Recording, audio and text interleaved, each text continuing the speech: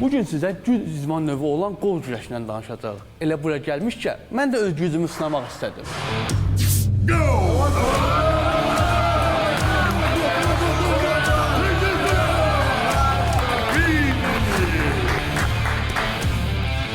Elə hərə öz işi ilə məşğul olsa daha yaxşıdır.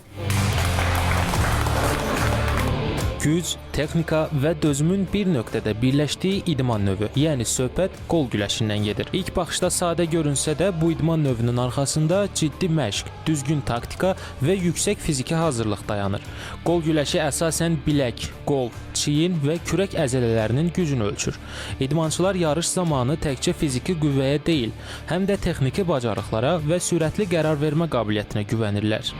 Bu idman növü bütün yaş qrupları arasında populyarlıq qazanmaqla yanaşı, həm də əlilliyi olan şəxslər arasında sevilən idman növlərindən biridir. Elə müsahibimiz Hüseyn Məmmədlinin timsalında bunu görmək olar. O, yaşının az olmasına və bu idman növünə yeni başlamasına baxmayaraq artıq uğurlar qazanıb.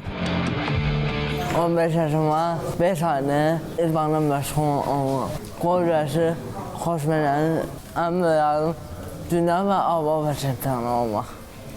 Təbii ki, bütün bu uğurların başında ciddi və düzgün məşqlər dayanır. Eləcə də Hüseynin əzmi, iradəsi də bu nəticələrin yüksək olmasına əsas səbəbdir.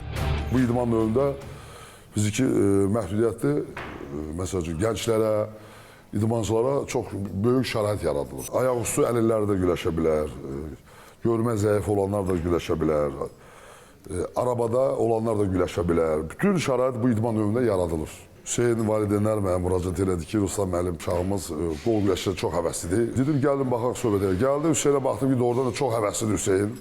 Maşallah olsun, artıq 5 aydır yanımdadır.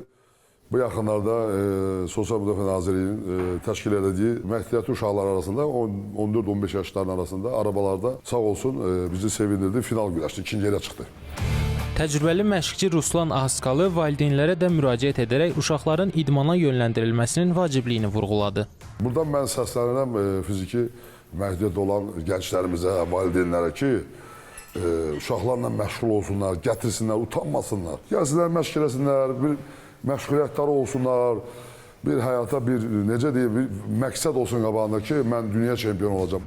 Gücün iradə ilə, texnikanın əzmlə birləşdiyi bu idman növü bir daha sübut edir ki, əsl qələbə təkcə masada deyil, illərlə davam edən zəhmətlə qazanılır.